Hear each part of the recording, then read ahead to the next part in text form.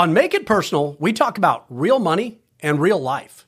Because behind every financial decision is a family, a story, and a future they care deeply about.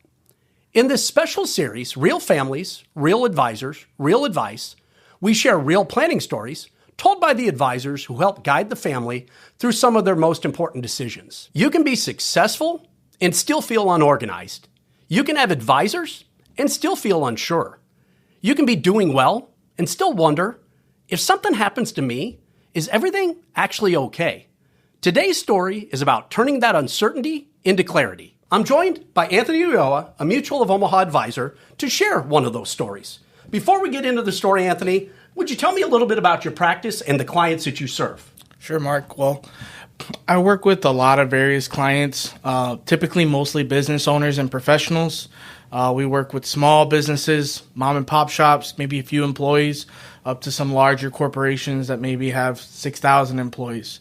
We notice the most value that's come out of business owners is kind of when they take that next step with the 50 plus employees, because there's a lot more compliance and moving parts typically within the business. That's where they usually feel the biggest relief, and we're able to take a lot of work off of their plate and help them do what they're best at, which is growing and keeping their business going. And you mentioned business owner. That's who we're going to talk about today. I know you've got a great story to share about a business owner that you do some work with. So let's start there. Without sharing names, let's talk about this business owner and kind of the stage of life they're in. Yeah, so we'll call him Mike for the illustration purposes, but Mike, young, successful business owner that we were able to help tremendously. He had a lot of worries and concerns in regards to him and his planning that we were able to help and kind of put at peace of mind and put to rest. Okay. What kind of business does he own? He currently has a construction company. Okay. Big, it's been growing, expanding. Right now he's about 150 employees, and with the family dynamic, he's single, just mother, one sibling, so they kind of rely on him financially.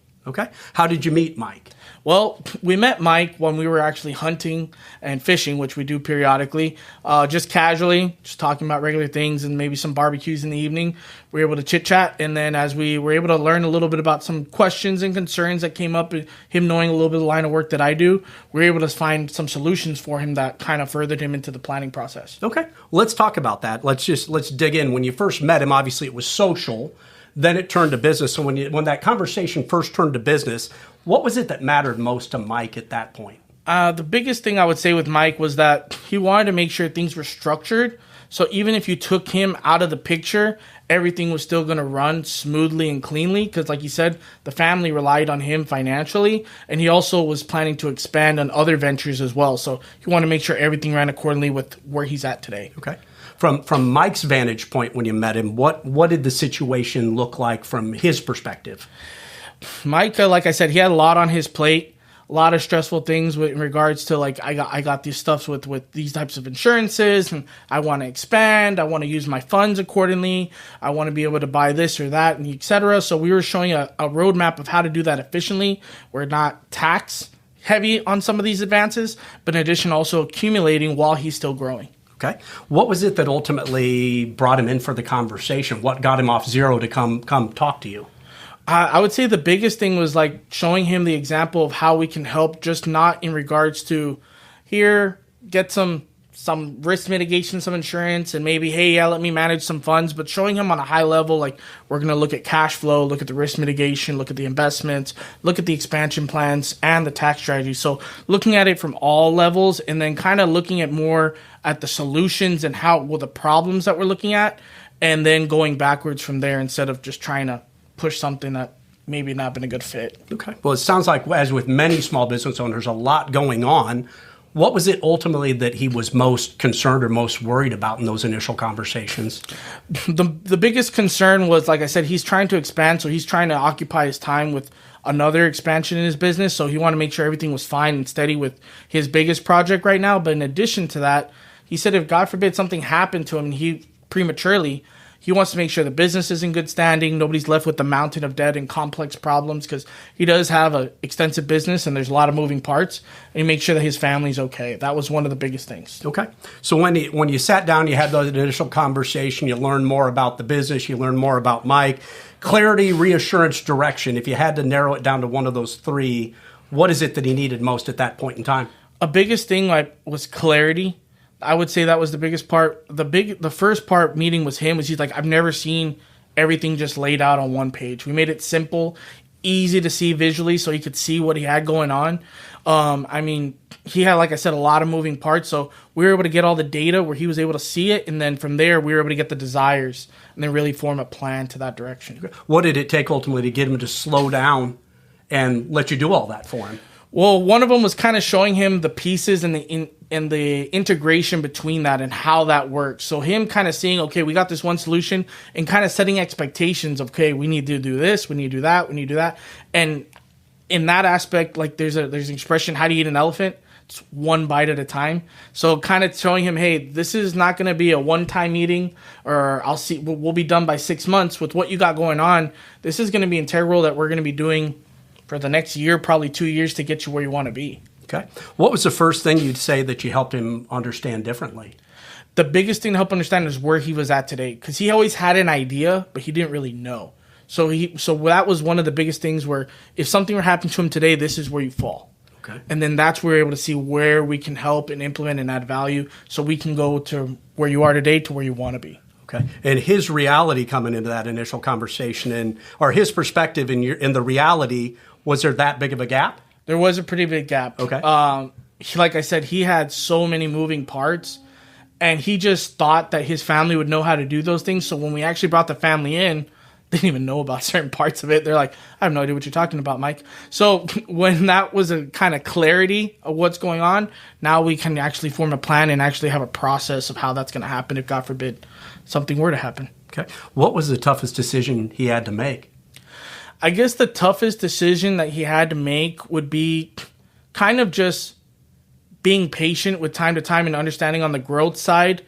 We're going to have to maybe hit a pause for maybe 6 months, but we were going to accelerate on the back end and catch him up. So I guess that was kind of the biggest thing, kind of to get things organized so we can create a foundation to build from there. Okay. And was there, I mean, as with all these planning scenarios, there had to be some things that were difficult to deal with. So was there anything that was emotionally difficult for him to have to deal with in this whole process? Emotionally, not so much. He's pretty understands business, and he understands that there's certain things and sacrifice and things that are going to happen here. But overall, he understood that, okay, if I do this, what is the consequence and how is it going to be good or bad for me? And seeing that we were doing a lot of good in his favor. Okay, so maybe not emotionally, but let's maybe take it from a different perspective. Where did uncertainty or doubt show up in him and your conversations? I would say uncertainty and doubt was kind of on the growth side and the accumulation. He just wasn't sure exactly how things were going to be, because he was like, man, I really see this. I really think it's going to go to the moon. And it's like, okay, well, let's take the emotion out of it, and let's run some numbers. Let's do valuations. Let's go there. And that ended up being a savings of several million in one business acquisition piece. So it was very significant on that piece. And then on the other side, we were able to help him on the risk mitigation side, which on the P&C. Okay. Let's talk maybe without too many details. You mentioned millions of dollars of savings? Yeah, so he was looking to buy a business that actually wasn't valued for what they thought it was. Once they kind of made the profit and loss statement look really well, we ran through our team to kind of give an informal business valuation. And once we went through the balance sheet, and it's a little bit harder to hide things in there, we were saying, hey, it's not worth this, it's worth this. And so when that, he was like, oh, wow, that's difference of a million and change. And then on top of that, add the salary. So there were some undefined terms that we were able to put with our team and that allocation so that we can be able to get him more money in savings. And funny enough, once we presented that, the buyer was, oh, okay, that seems fair.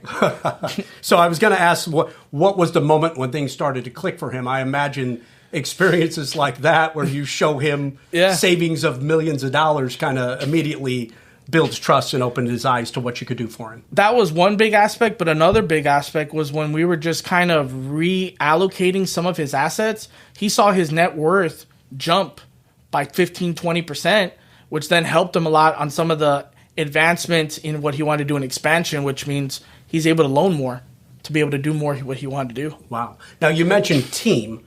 I've been here. I've been in your office. I've seen your team.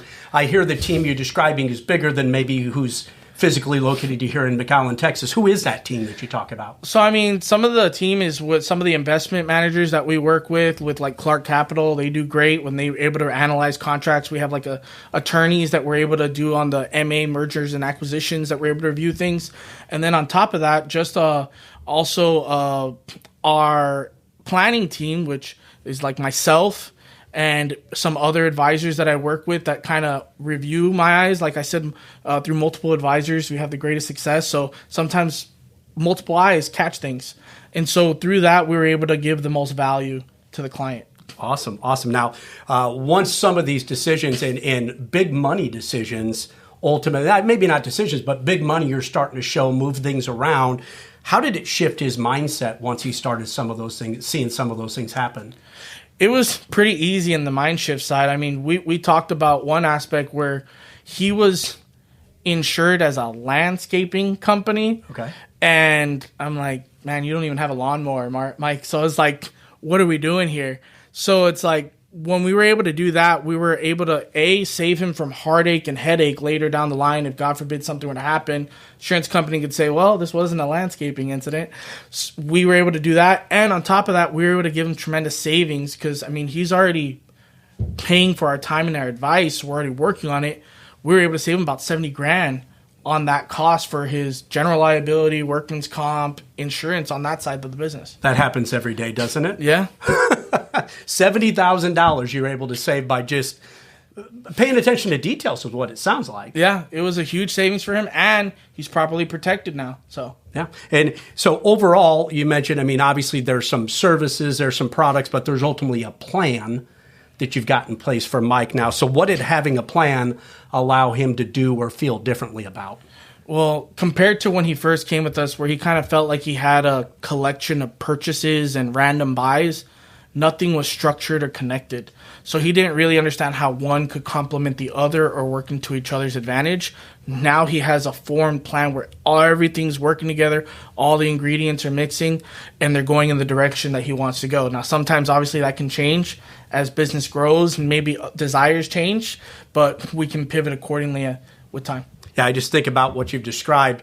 The $1 million or so in the purchase, 15 to 20% in his net worth, and then another saving of $70,000 a year, all through the coordination and having things before an assortment of things that kind of were forced to work together as opposed to a coordinated plan that was designed to work together. Exactly. And like I said, it doesn't happen overnight. That was over 9 months of work. Okay. So that's how long the relationship, the former relationship is now, or that you're saying that initially took you to get to that point? Those 3 projects alone took about 9 months. Okay. The relationship, I mean, I've known him for a little bit over a year. I'd say working relationship, we've got about a year on the books. Okay. Now let's talk about life today for Mike. You mentioned year on the books in the relationship. I know when we talked about this in advance, it's not over. There's still plenty of opportunity to continue to work together. So what does life look like for Mike today? So Mike today, now we're expanding some things with his own personal business. So now we've gotten pretty much structured his personal side. Now we're structuring the business with a little bit more for how do I increase the business on its own, on its valuation and looks and employee retention.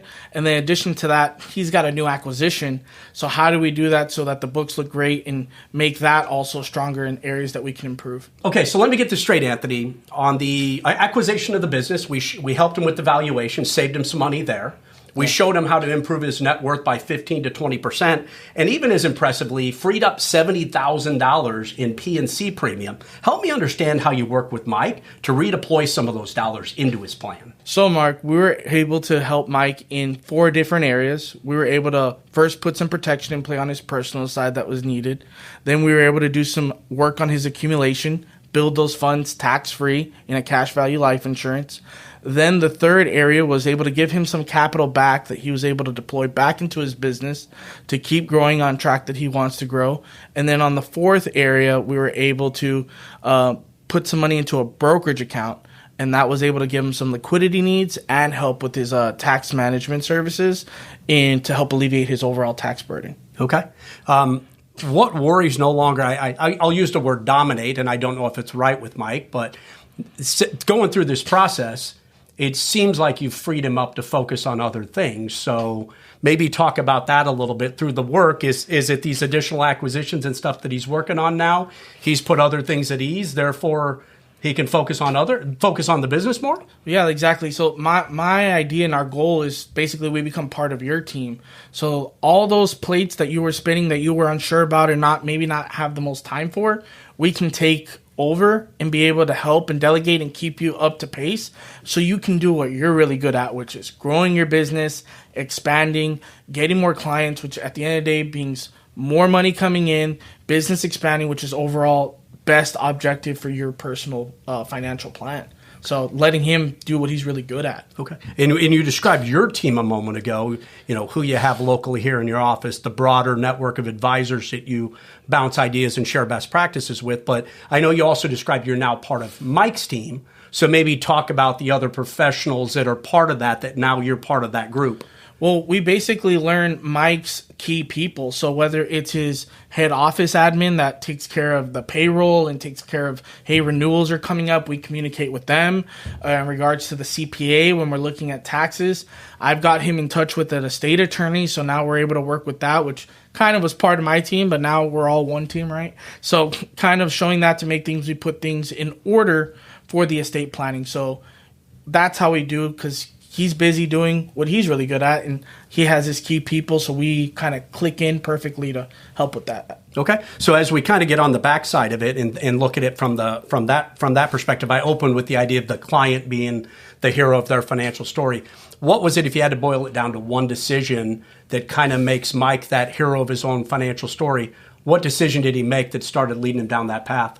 I would say the biggest thing was that he decided to finally have a conversation and finally make a decision to saying, I want to look into this. I know there's a better way. I see a lot of stuff on social media that may be just a bunch of noise and maybe some of it's unrealistic, but I know there's still some truth out there to it. How can I find out how to do this better and maybe more advantageous in my situation? So that's where he made a decision to say, I want to do better. Okay. And Mike's not here with us today, but ultimately he may listen to this. Again, he's not named Mike, but what would he be proud of, in your words, if Mike were here, answer it, what would he be proud that he's done? I mean, I think the biggest thing he'd be proud of was overall he has an understanding what he has. So we went away from now having a theory or idea to actual, this is what I have. It's on paper, it's in writing, and whether it's me or an attorney or my family member or the next key person in my company, if they look at everything, they know where everything's at and how things are supposed to go. So we have a plan that can be cut and paste to whoever needs to see it. Yeah, what's so impressive to me, Anthony, is as a lot of small businesses owners are, they're so busy, they're focused on what they're doing. And again, what it sounded like, Mike had done some things. In his mind, maybe he was further off than he was, sat down with you and realized maybe there's a gap there. Maybe he shouldn't be as hard on himself as he originally was. But the idea that he took that time and ultimately it sounds like he and his business, his employees, the family that rely on him are in such a better place from taking that time to sit down and have a conversation with you. Absolutely. As much as success as he had, he said, man, this has helped me tremendously now. I feel get to the next level. And that's where he's ready to build from that point forward. Well, what an awesome story, Anthony, as we kind of try to put the bow on it. Any closing thoughts from you today?